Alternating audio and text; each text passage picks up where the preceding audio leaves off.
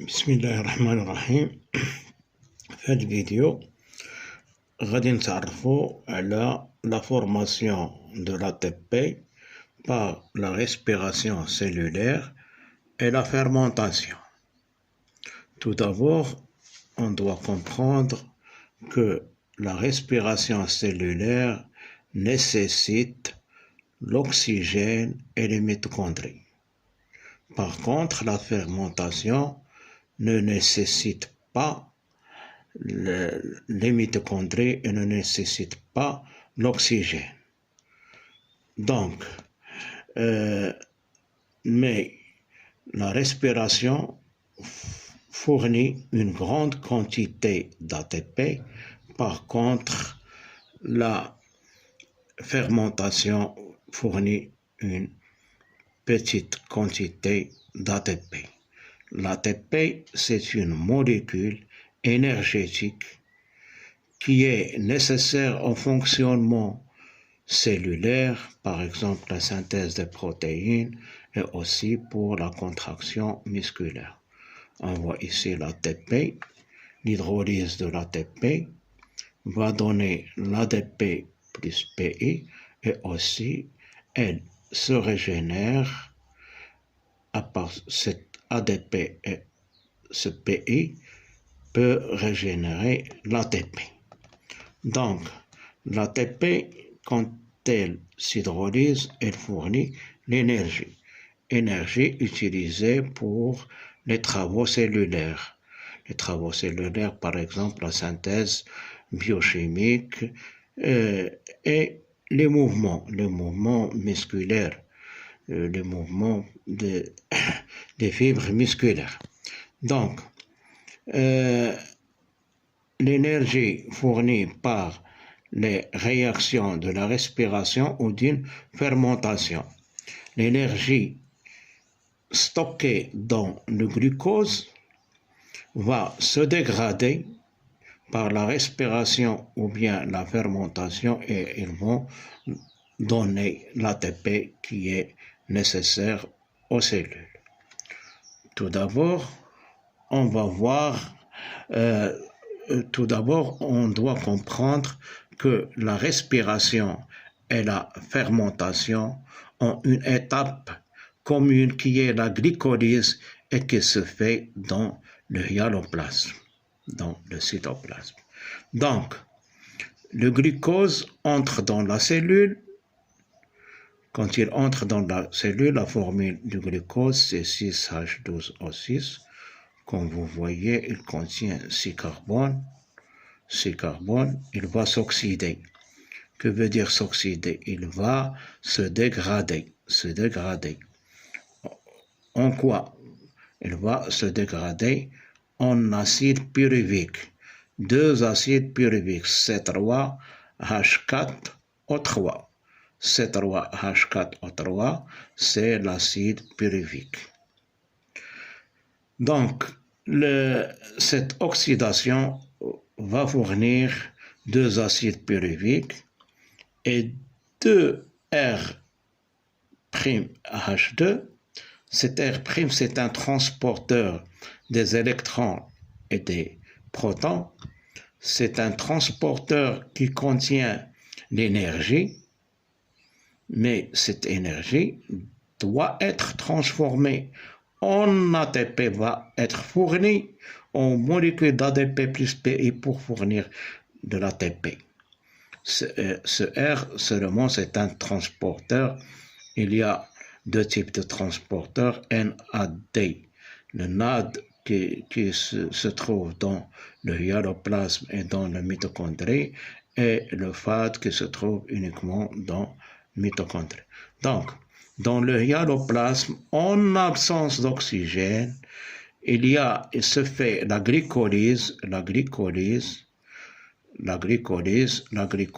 dans le hyaloplasme, en absence d'oxygène.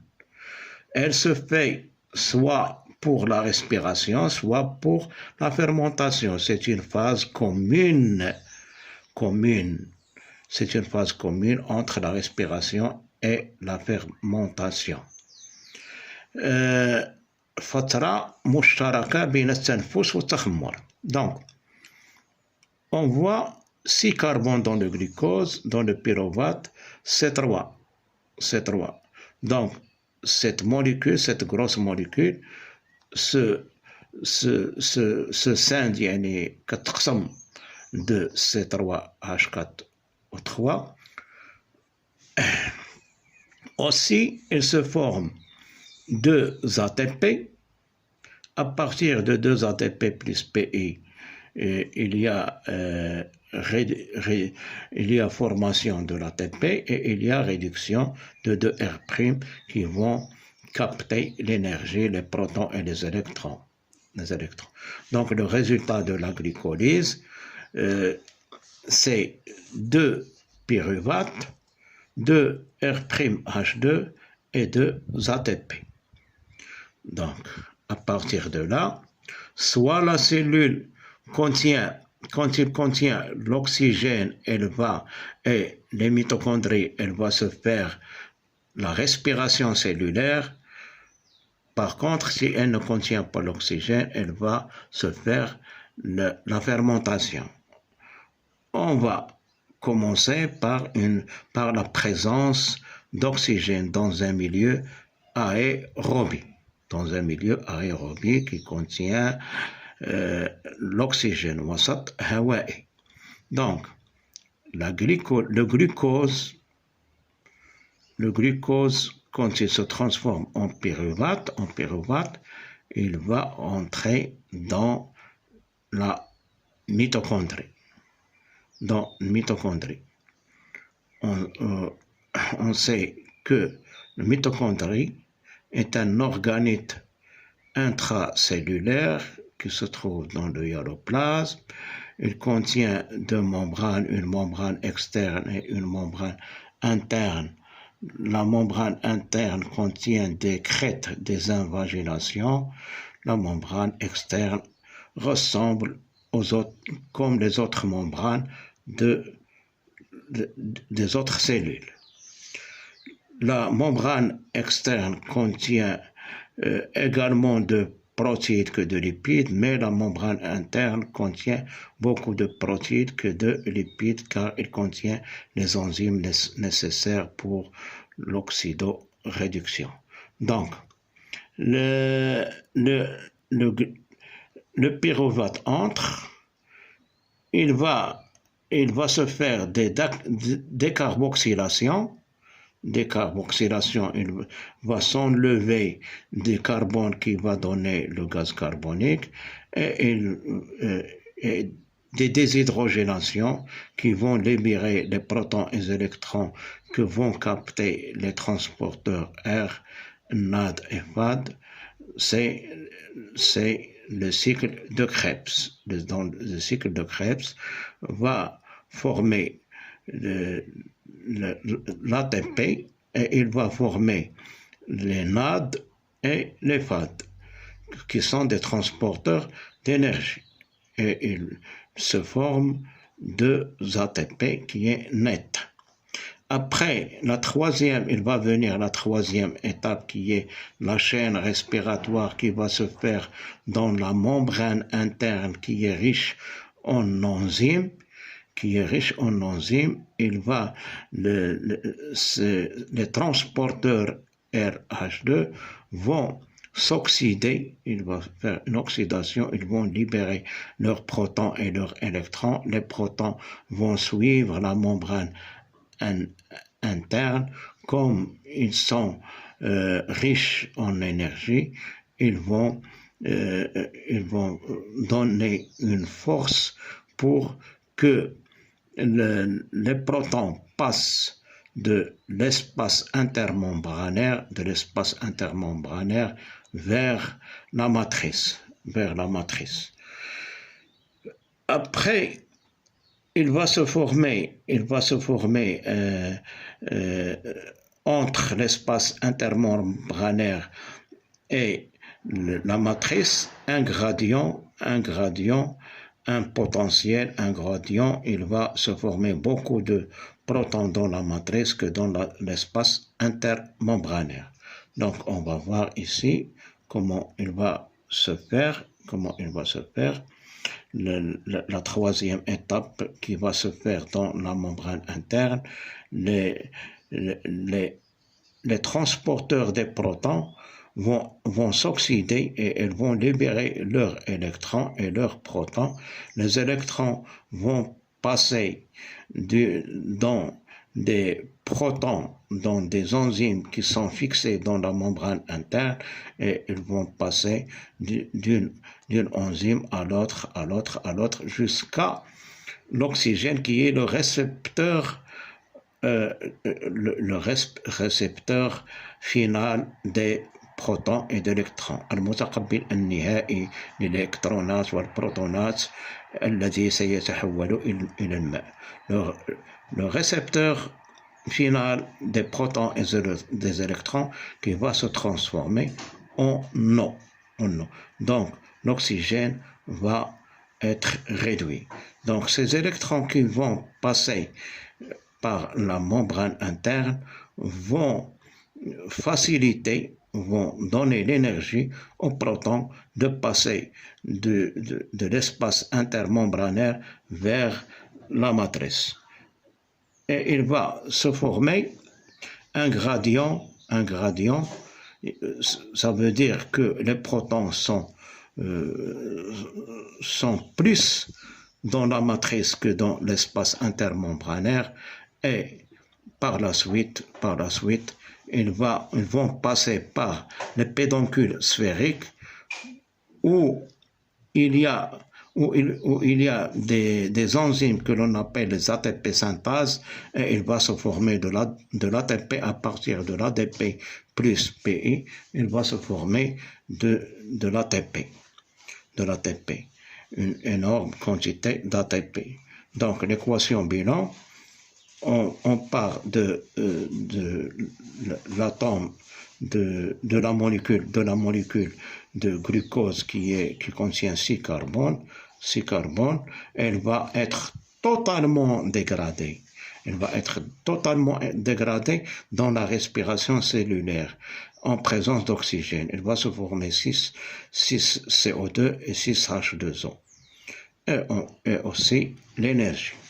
Donc, mais pour la fermentation, il y a deux types de fermentation.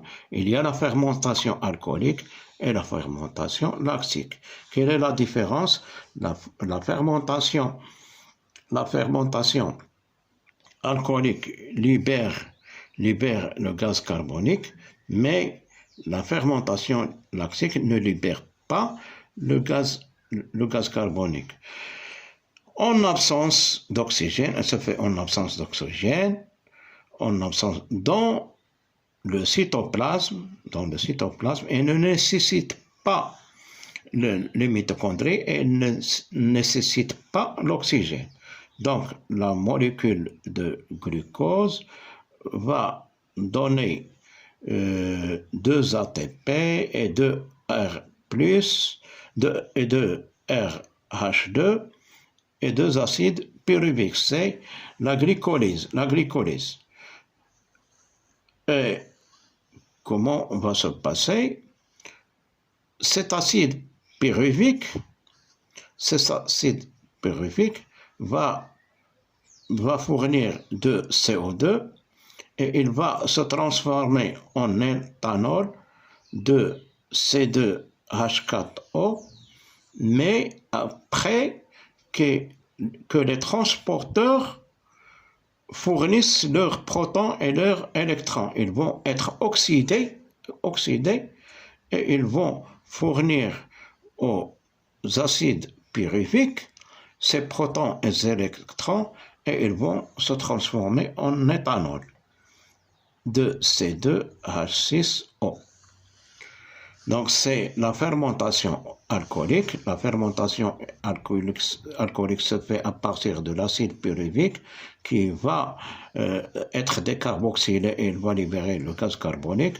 En plus, il va être réduit, il va capter les protons et les électrons qui sont fournis par les transportés issus de la glycolyse et il va se former l'éthanol. la fermentation lactique, le glucose, bien sûr, c'est la glycolyse. La glycolyse, elle va former deux acides pyruviques et elle va former deux ATP. Cet acide pyruvique va recevoir les protons et les électrons qui sont formés par les transporteurs de RH2 va être oxydé et il va devenir de R'. Il va céder ces protons et ces électrons aux acides pyruviques qui va se transformer en acide lactique de C3H6O5. Donc, on va réviser, on va récapituler. La respiration cellulaire nécessite les mitochondries et l'oxygène. La fermentation ne nécessite pas l'oxygène, ni l'oxygène, ni les mitochondries. Ils ont une phase commune qui est la glycolyse. La glycolyse qui débute par le glucose et elle va donner deux acides pyruviques, deux ATP et deux R'H2. Le pyruvate dans la respiration cellulaire va suivre son chemin dans les mitochondries où il y a le cycle de Krebs. Après le cycle de Krebs, il y a la chaîne respiratoire qui va fournir de l'eau. Pour l'oxygène qui est le récepteur final des protons et des électrons, il va se former de l'eau. Et aussi une énorme quantité d'ATP. La fermentation se fait uniquement dans le hyaloplasme. Il y a deux types de fermentation alcoolique et fermentation lactique. Les deux contiennent la phase commune qui est la glycolyse qui va fournir deux acides pyruviques et deux ATP et deux RH2. Les acides pyruviques dans la fermentation alcoolique va subir une décarboxylation, libération du gaz carbonique et il va capter les protons et les électrons et il va se transformer en éthanol. Pour la fermentation lactique, il n'y a pas de décarboxylation, il y a uniquement une réduction. Ça veut dire qu'il va capter les protons et les électrons qui vont issus de l'oxydation des transporteurs et il va se former l'acide lactique. Merci.